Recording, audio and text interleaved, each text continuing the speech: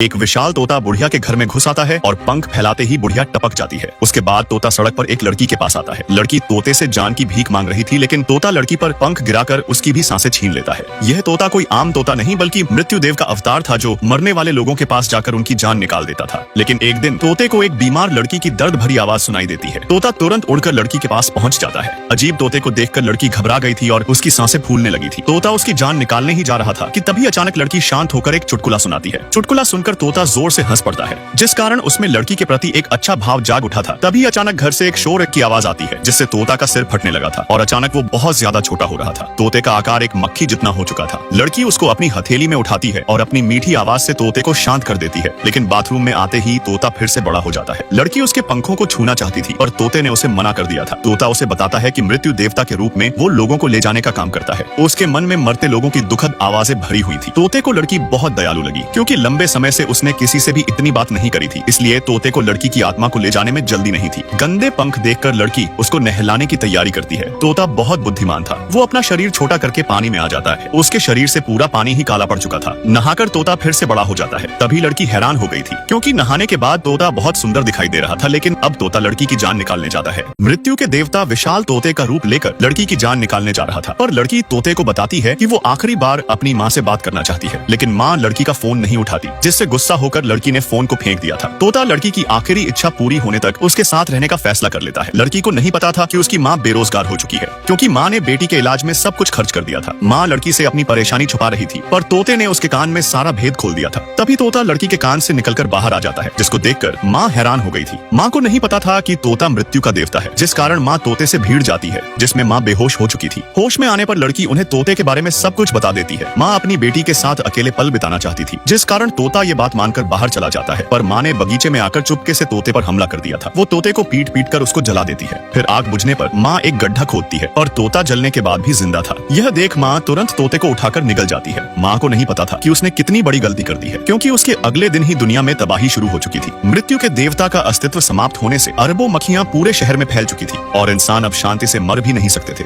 पर लड़की और उसकी माँ दोनों बहुत खुश थे। लेकिन एक दिन लड़की को पता चल जाता है कि माँ ने मृत्यु के देवता को मार दिया है, जिसको लेकर दोनों में बहस हो जाती है। तभी माँ का शरीर अचानक बड़ा होने लगा था, पर अगले पल ही वो बिल्कुल छोटी हो जाती है। वो मरते हुए लोगों की आवाजें सुनकर पागल हो रही थी। जब एक मक्खी उसके हाथ पर आकर बैठती है तो मक्खी टपक जाती है। यह देखकर महिला समझ चुकी थी कि मृत्यु देवता की शक्तियाँ अब उसके अंदर आ चुकी हैं, जिससे वो तोते की जिम्मेदारियां लेकर दुखियों की मदद करने और मरने वालों को स्वर्ग भेजने का काम करने लगी थी। तभी अचानक एक दिन तोता महिला के मुंह से बाहर निकल आता है, जिसको देखकर माँ समझ चुकी थी कि उसका बेटी से विदा लेने का समय आ चुका है। जिसके बाद तोता बेटी की जान लेकर उड़ जाता है।